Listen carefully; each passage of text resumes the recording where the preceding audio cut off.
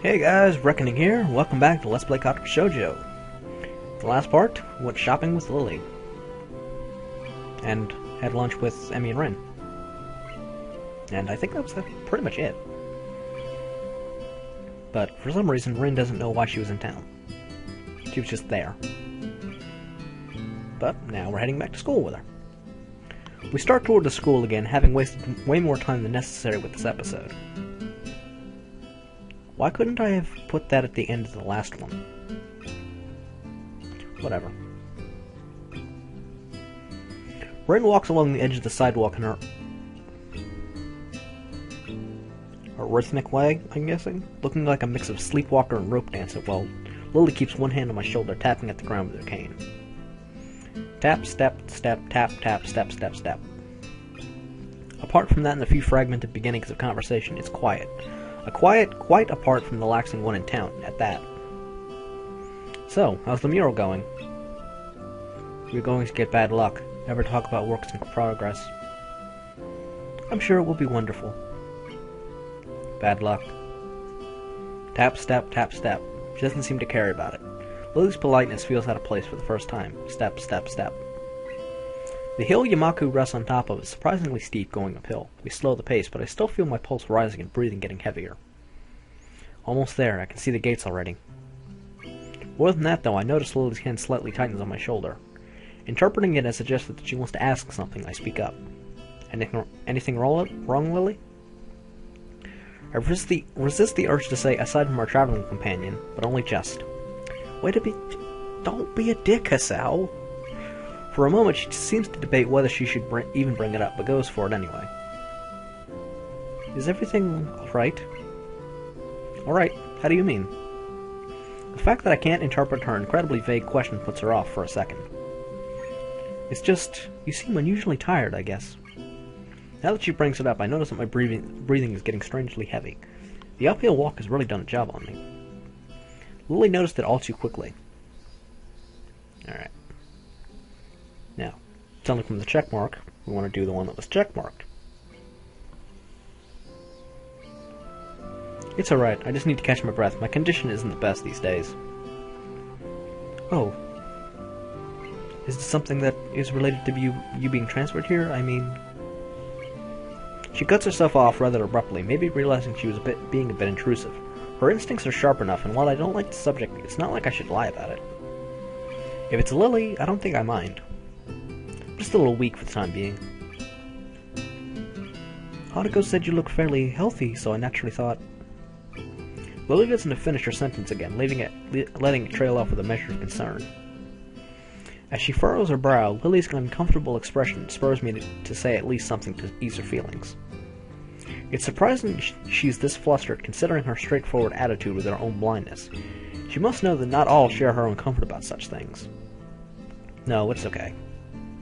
I have a pretty... I guess the best way to put it would be messed up heart. Arrhythmia. I had a bad heart attack a while ago because of it and spent most of the spring in a hospital. Ended in Yamaku on doctor's orders. She silently nods her head in acknowledgement. My answer, though, only seems to make Lily furrow her brow even further. She doesn't seem to quite know how to react, given we don't really know each other that well. I can't really fault her for it, given I have the exact same reaction. To my surprise, in a moment's time, her face shows that she's come to some sort of realization. Wait, so the time when Emmy and you collided in the hallway... I grimaced slightly. Her ability to connect the dots quite so fast is unexpected. Yeah, I guess I'm a textbook example of why those rules about running in the corridors exist. It's a lot more dry than I'd intended. Lily visibly shies away from continuing the topic. While I do want to... I don't know these words. Something her concern. I really don't want to dwell on this either. Don't worry about it. I try to offer a reassuring smile, but then I realize the futility. Without knowing this, Lily smiles at me reassuringly, but doesn't say anything further. Arriving at the dorms, Ren stops in front of her mural as if lightning had struck her. She had been so quiet for most all of the walk back that I had all but forgotten she was there. It's Friday, isn't it? Yes. Yes, Friday, the 8th of June. This is bad. Bad? Why? I think I'm going to go in a fetal position and throw up, possibly in reverse order. Is something wrong? No, nothing is wrong. It's Friday and nothing is wrong yet. This mural, it's going to need to be finished by Sunday, so everything's alright. Do you have any drugs? Or a time machine? This is not good. Not good. So she's behind her schedule. Recalling Shizune's exasperation at Ren's carefree attitude several days ago, I don't know what to think. She's left herself open for a told you so unless she can pull off whatever she needs to pull off by Sunday morning. Ren keeps staring at her mural, looking as mortified as she can. Leave me, I'm going to need to work for a while. I glance at Lily, expecting her to share an incredulous look with me as I roll my eyes. But then I realize she's not willing to do that kind of thing. Leave me. We do, of course, not wanting to aggravate her any more than she already is. There's a churning bad feeling in my gut. Ren sure has a knack of making people feel worried about her. She seems like a person who should never be left alone. Maybe we should call someone? She sounded like she was going into shock or something. I'm sure she'll be just fine. She's just, how to say... Lily cocks her head a little, trying to find a polite way of calling Ren crazy without calling her crazy. Unique? Yes, a very unique person. I guess you could say that. She giggles at the notion melodiously, nodding in agreement. Sorry about leaving you stranded as you talk to her. I don't really understand her, so I keep my distance. So my guess was right. Lily offers a slight apologetic smile as if she was worried that her own shortcomings had prevented her from becoming closer to Ren. I'm not the one to blame her, at all. Lily lets slip a long breath, probably a disguised yawn. I imagine she's exhausted by all this as I am. I'd better leave now and give these to Hanako. Thank you for the company, Sal. She smiles very sweetly at me. It feels different than normal, despite the fact that she seems to be smiling so often. I can't put my finger on what the difference is. It's just different. Relaxed, I'd say, but that's probably just relief over getting rid of Ren. Maybe. Yeah, good night. Say hi to Hanako for me. I will. Good night.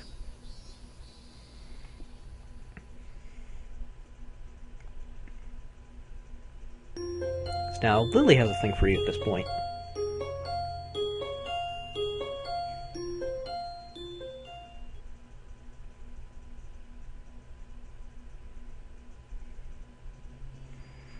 The students roll into class for the Sunday morning session, each and every one of them sporting the tired eyes of people that have worked through the night. With only a day left to prepare, I suppose it's not so surprising. Thankfully, we only have to suffer through class until the lunch break, and then our time is our own. Muto lurches into class in a tired stagger. I suppose students aren't the only people here that enjoy their late Friday nights. Without saying a word, he scrawls some page and question numbers on the board and slumps down at his desk. It's completely atypical behavior for him, but it appears that no one in the class is going to call him out on it. Wordlessly, the students shuffle their textbooks into position and get to work. Not wanting to break the trend, I do the same. Fatigue has made the class antisocial. Not a peep is heard among the ruffling papers. That can partly be attributed to the two empty seats behind me. For some reason, Misha and Shizune aren't present, probably doing council work for the festival. It's very quiet without Misha present. I wonder if she was born as rowdy as she is, or if she's making up for Shizune's lack of voice. Nikai, can I speak to you for a moment? I'm so engrossed in thinking about Misha I don't even notice Muto approaching my desk. Sure, what's this about? It's probably better if we speak outside the classroom. Something about this doesn't sound too good, but I stand up and follow him out in the hallway. Muto stands in the hallway, scratching his head as he works out what he's trying to say. Not knowing what is going on, I wait silently. So tell me, how are things? Things? I expected Muto to be a little vague, but this is pushing the limits. You know, things. You've had a week to settle in now, so how are things? Fine, I guess. I see, and how is your condition? The pause before condition seemed a little unnecessary. Haven't had any problems so far. A brief shimmer of relief passes across Muto's face. Good, that's good. School nurse was a little concerned that you might have been pushing yourself a bit too hard. He asked me to keep an eye on you when he couldn't. That makes sense. I'd ask that you don't blow us off so freely. As much time as we try to give you the level of education that you would get at a normal school, you have to realize that you have limits. Our goal is to make sure that you know where those limits are and how to maximize our potential with them. Do you follow me? I guess. I mean, I don't plan on doing anything stupid. Well, that's a start, I guess. So then, on to my next question. How are you finding your studies? I understand you were laid up for a while. We're not too far ahead, are we? I don't really think so. I tried to keep up when I was in the hospital, so it hasn't been too hard. Muto taps his chin and raises an eyebrow as he absorbs this information.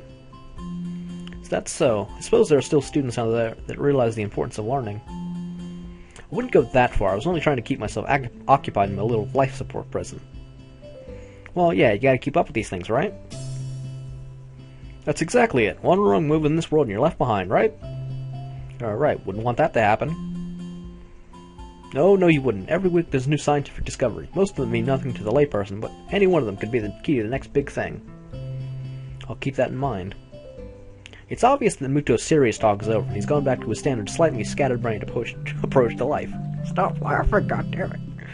I think, in hindsight, that I prefer him this way. He's slightly more predictable in his unpredictability. Well, then, I think that's all I really had to say. Let's get back inside, shall we? My relief at that suggestion is insurmountable. Sure, you're the boss, right?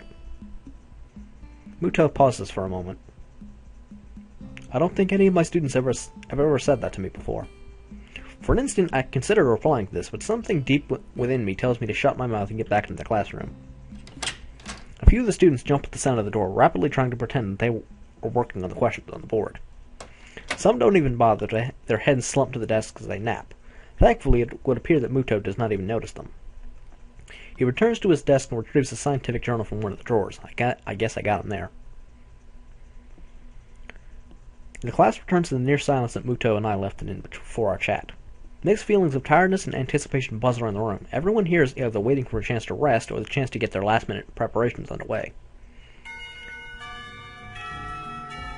The clock on the wall slowly ticks the remaining class time away until finally the bells cry out, ending the torment.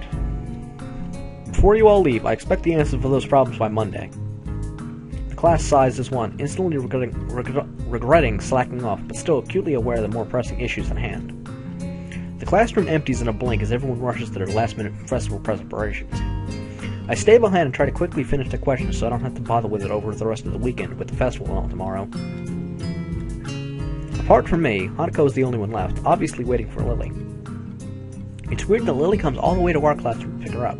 I expect that moving around is at least nominally harder for her than it is for Hanako. But it's none of my business, and I naturally don't ask about it from Hanako.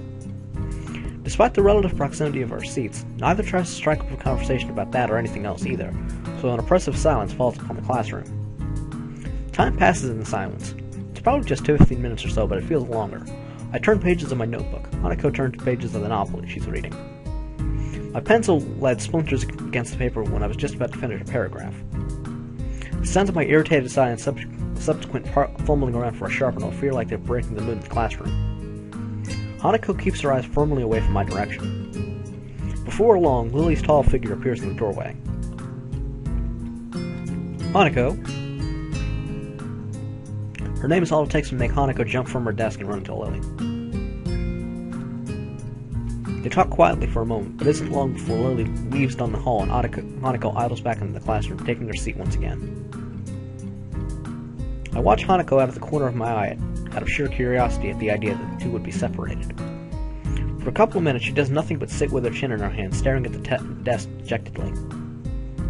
The boredom evidently becomes too much for her, though, her slender frame reaching into her bag and pulling out a small book.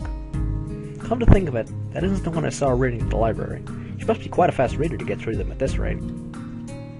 But why would Lily leave her to her own devices? It seems to be quite out of the ordinary, going by Hanako's reaction. Ah, that's right. I think Lily mentioned something about going into town today before Ren bumped into us. The thought of that walk makes me look outside. The bright sun and occasional people wandering around enjoying the afternoon make me yearn to get out of school, or at least do something other than sit here. Giving into one of my worst vices, procrastination, I decide that history is a subject best studied on a Sunday, or a Monday, or on any day other than this one. I give a grunt as I lever myself out of my seat, gratefully debating with myself whether or not to hang out with Kenji. He doesn't strike me as the enjoying the nice weather outside with others kind of person, really. Guess I'll catch up with him later. Changing tacks, I briefly entertained the idea of talking with Hanako, but by the time I look at her seat, it's vacant. She must have left for the library. There's gotta be something to do that can kill time.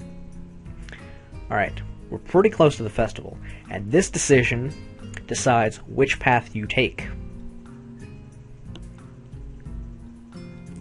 If we go to the library, we're going with Hanako. If we go for a walk into town, we're going with Lily.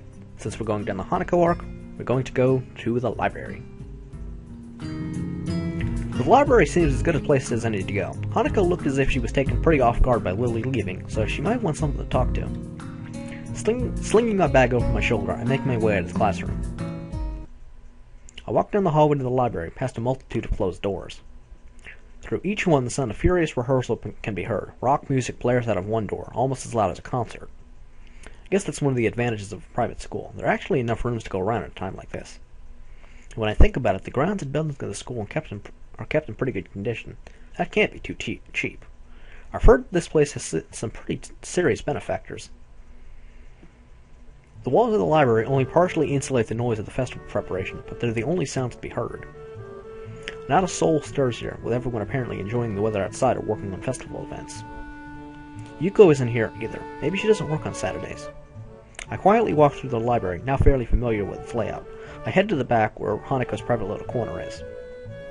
I run my hand along the spines of the books on the way through, feeling the individual texture of each as I glance across the titles.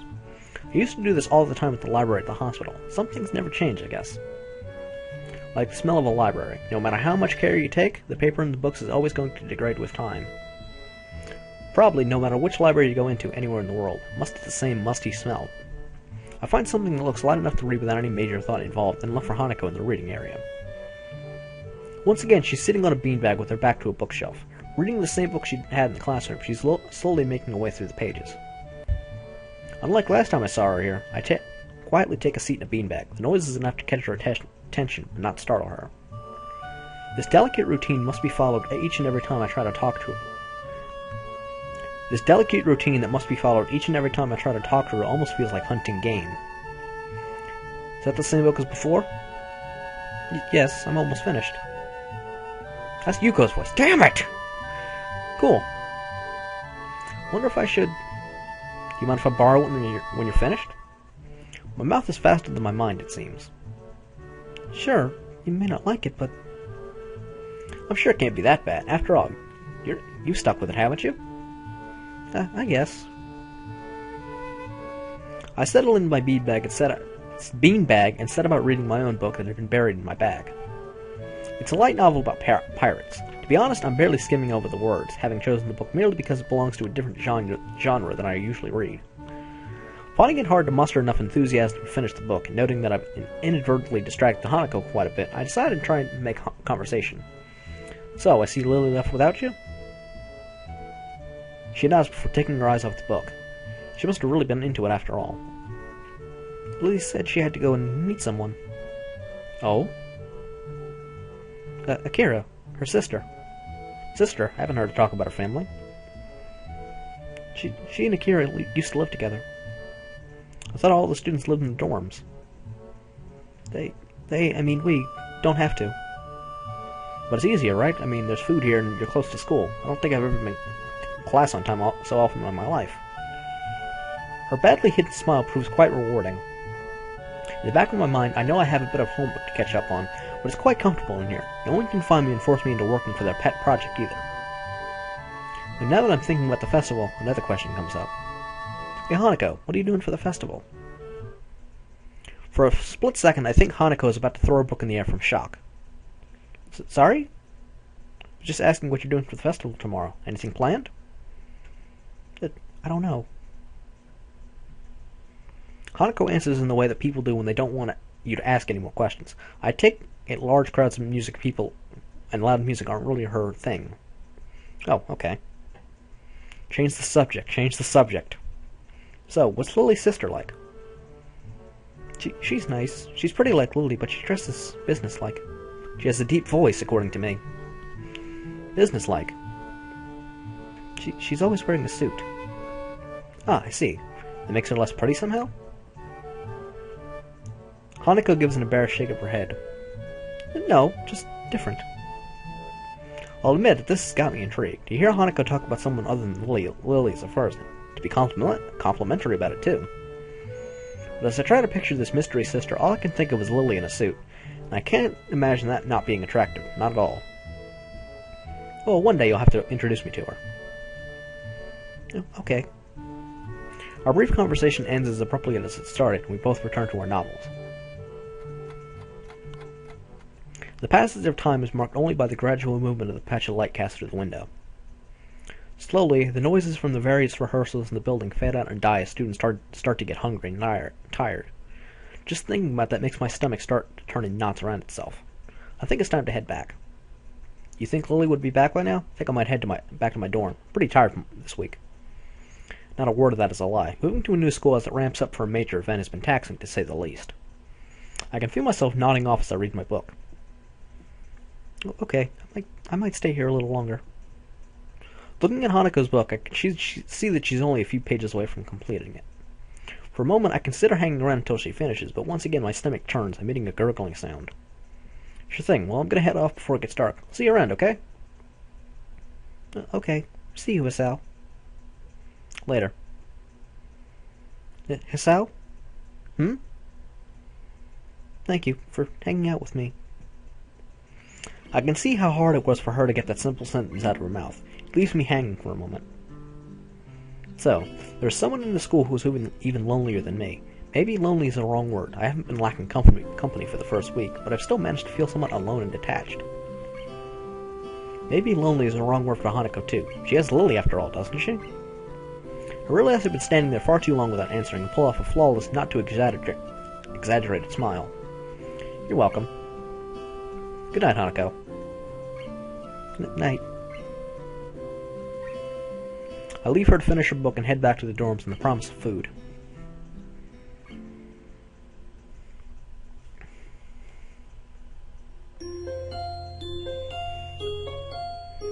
I wonder if Hanako likes Hisao now.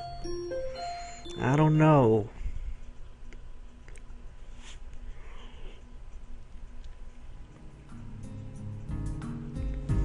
The next day, I wake up feeling a little lightheaded. It's almost noon already. Sleeping late is fine since it's a Sunday and there are no classes. Not just a Sunday though, but the festival as well. From my window I can already see some people at the soba booth slinging noodles onto plates for people with a craving for low quality food. I throw back a handful of my morning meds and ponder how to spend the day. There'll be a few exams in the coming week, but I don't consider those as ominous as others, so I'm not as worried about them as I should be. With no urgent obligations regarding education, I should be free to spend the day at the festival as I like. Finishing my morning routine, I exit into the hallway and intend to go out and find something to eat. Passing by his door, I decide to see what Kenji's up to today out of impulse. I'm curious if he has any plans, since everyone's doing something. Then again, I can picture him having built a soundproof shelter in his room. Or possibly something like a fort, complete with no girls allowed sign. And with the girls crossed out with Buddy, and Body crudely scrawled underneath it. I can't talk, apparently. Knocking on his door, which is luckily devoid of any kind of sign, I hear again the unsettling clicking of at least 10 locks being pulled back. The door opens up a crack. Who is it? You're supposed to ask that before you open the door. Oh, it's you. Damn, it's early. It's not really that early. What is it, man? Nothing. I'm just gonna ask what you're gonna do today. Half the school's out there already. Out where? Why? What? What? Is today special? Where? Why are they there? Who are? I can hear them. It's loud. Don't tell me. Has the invasion begun? He suddenly looks more alarmed. What day is it, man? Yeah, you can't see the big wooden booths outside and people selling stuff. What the hell are you talking about? I have my curtains closed at all times to thwart the snipers. It's the festival. You know that, right? Oh, shit, that's today? Damn it. Can't believe I forgot. I don't have my fort finished yet. This is bad. It's gonna be a very bad day. Just because you told me this, man. This is gonna be a bad day. Why? Oh, man, they're gonna be everywhere. The people outside my window, socializing. Kenji rubs his temples nervously, suddenly looking very ill. It's gonna be loud as hell. Damn it, I was gonna go out today, but now it's ruined. Everything is ruined. This is awful. This sucks. This sucks! What the hell? This really sucks. I can't go anywhere now. There's nowhere to run. Kenji seems nervous. You could even say he's majorly freaking out. Can't believe this. So that's what today was. Damn it, I couldn't even prepare for it. Couldn't even brace myself, and now it's here and I can't do anything. Should have told me this earlier to do it. I mean, at least, I know, but I could have known earlier. Imagine what I could have accomplished. Sorry, I thought you knew. So I guess you're not planning to do anything today? The weather was even good. Yesterday was really windy, so I thought today would be cold. It's not, though, so there's no reason to just stay inside. Yeah, you should check the festival out. Kenji groans and covers his face with his hands. Ah, no, I can't do it. They'll eat me alive out there. I know it. That has to be a joke, but he said it with such a straight face. Relatively straight.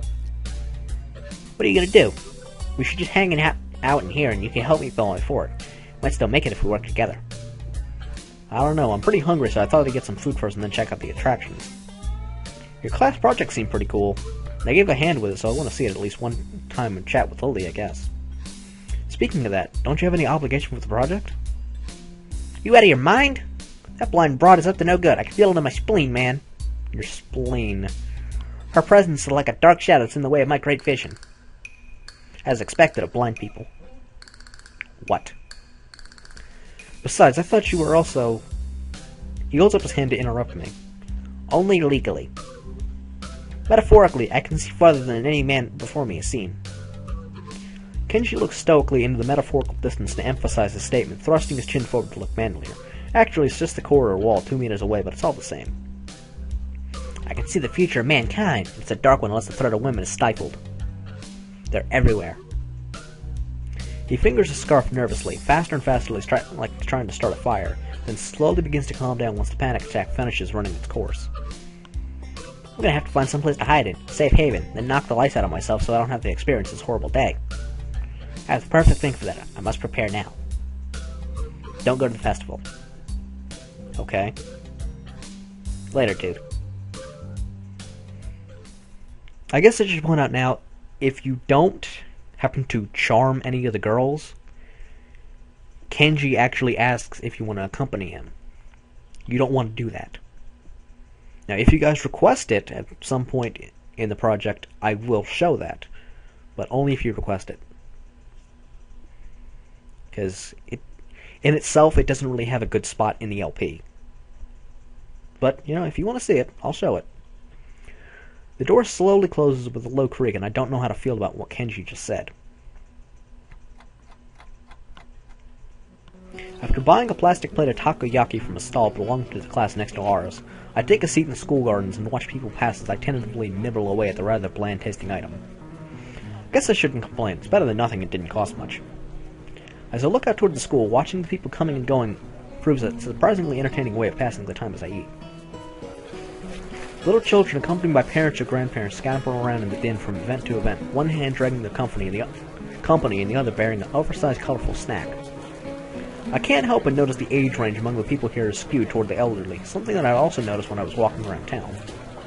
This must be one of those towns where the only people left are those that live here their whole lives and ardently refuse to leave, those wanting to live out the rest of their days in one of the increasingly few tranquil places.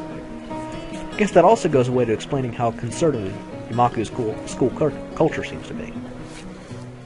Not that I mind one bit. I kind of like how calm Imaku and its surroundings are. The heat, though, is another matter entirely. Sitting in one place for so long has focused my mind on how annoyingly humid it's getting now that the hottest part of the day is here. I better get moving. Gah! The sound of the Corellian bells takes me completely by surprise as I stand up, a reaction shared by a few of the people strolling around as well. The PA system crackles to life out of the tolling bells, and its age shows as the principal makes a barely intelligible announcement over it, officially opening the festival that's very much in full swing. It's quite amusing to contrast the pleasant smiles of the older folk against the alternatively panned and poor grimaces of the younger charges. The students, on the other hand, seem to pay it little heed. Nevertheless, as the address finally ends, all are united in polite, if not overly enthusiastic, applause, and they get back to business. Slipping a hand in my pocket to look as relaxed as usual, I casually glance around for something to do. It's somewhat difficult to see very far with all the people around. I decide to fall back on a tried and trusted rule. Go where everyone else seems to be gathering. Right now, that's the school courtyard and surroundings. Throwing the used plates into the trash can, I make my way toward the school building. Seeing the number of stalls around the perimeter of the school building surprises me. Quite a few of the classes must have opted to do multiple stalls. In deciding which to visit first, I catch sight of a familiar banner with a blue patterned border and red text. Lilly's stall is as good a place to start as any. I'm curious as to how it's going after all the work she and her class have been doing for it. Stepping up to it, I begin to see why the class took so long to organize everything. Easily twice as wide as many of the other stalls with equipment for cooking strewn everywhere. It's closer to an outdoor restaurant than a festival event. As the student in front of me takes a bowl of noodles and leaves, I walk up to the counter. The girl behind it seems quite exasperated and asks me to wait a moment before she disappears underneath the counter. Seizing the moment, I take a quick glance around. Steam seems to be rising from everywhere as pots and pans simmer away. The most blind of the students are unpacking ingredients while being helped by someone who is probably the teacher of 3-2. It doesn't take long to notice Lily among them, talking with the teacher as she quickly counts out the boxes and packets with her fingers. From her expression and the fact that both she and the teacher seem to be in a state of mild confusion, it seems there's been some problem in coordination. Before I can stare any longer, the girl behind the counter pops up again, only to look back and ask where the spare change box is. Lily pauses for a moment before she and the girl switch places at the counter, and the teacher quickly walks off somewhere. Sorry about that, we're having a few problems. What would you like? It takes me a second to remember what I come here for. My eyes quickly dart to the side and read the menu sitting on the counter. Oh, I guess some miso soup? Ah, is that Sal? Yep, looks like you're pretty busy. Her face all but confirms it as she drops her waitress facade. Somewhere along the line, our order got mixed up. We're trying to fix it now, but it only looks like we have half of what we need. Wouldn't serving smaller portions cover the problem? Seems like that's what we'll have to do, though I wish we didn't. The fact that a good half of our class is gone doesn't help either. I glance behind her to see how many people are actually operating the stall. It couldn't be over 8. I take it that's why your teacher left? That's right, she's going to try and round up a few more of her classmates to help. Hearing the sound of footsteps behind me, I stealthily glance backwards to see an elderly couple taking a place in line. I guess I'd better stop loitering around and chatting. Here's the money for the soup. Soup? Oh, right, coming right up. Lily turns and calls for a bowl of miso soup as I hand over the money for it. Taking the coins in her palm, I can't help but notice how efficiently she counts them with her long, pale fingers. Eventually satisfied that I handed over correct change, she puts it into a small metal tray. It isn't long before the soup is made and carefully handed to her, after which she turns and subsequently passes it to me. Thanks. I'll come back to drop off the bowl. Thank you, Vasal. Oh, there's one other thing. Have you seen Hanako? Hanako? No, not today. Why? She gives a small sigh of abject disappointment. It's okay, I was just wondering what she was doing for the festival. You'll come back when you're done, then? Sure, I'll keep an eye out for Hanako, too. Thank you, Vasal. I walk up from the stall and find a seat, carefully treading the steaming wooden bowl in both hands. Compared to the dumplings from before, this is quite nice.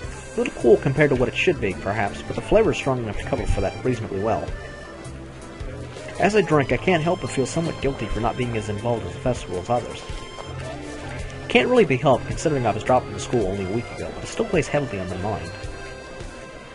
That, and the fact that a few students don't really seem to be enjoying the festival as much as the visitors. Eventually, I finish my bowl and leave for the stall to drop it off. Considering there seems to be no line at all, I take my time walking up. It seems the teacher's mission paid off. There are now over a dozen students helping, and much of the unpacking has been done. Despite most of them seeming quite relaxed as they work, Lily still seems to be somewhat stressed. Lily doesn't look impressed at all, and I can't really blame her. On top of her issues with her stall, she still seems to be worried about Hanako. I can't really help with the former, so I guess the only way I can help is by trying to take her mind off our shy mutual friend. Should I stop the part here? Yeah, I think I'll do that. Start it up. Alright, so next time on Let's Play Katawa Shoujo, we're definitely going to finish Act 1 and get into Hanako's Act 2, which I don't remember the name of. So until then, I'm Reckoning. You're the viewer. Drop me a like if you like this video. Drop me a favorite if you really like this video. Leave me a comment telling me what I can do better. And until next time, keep on reading.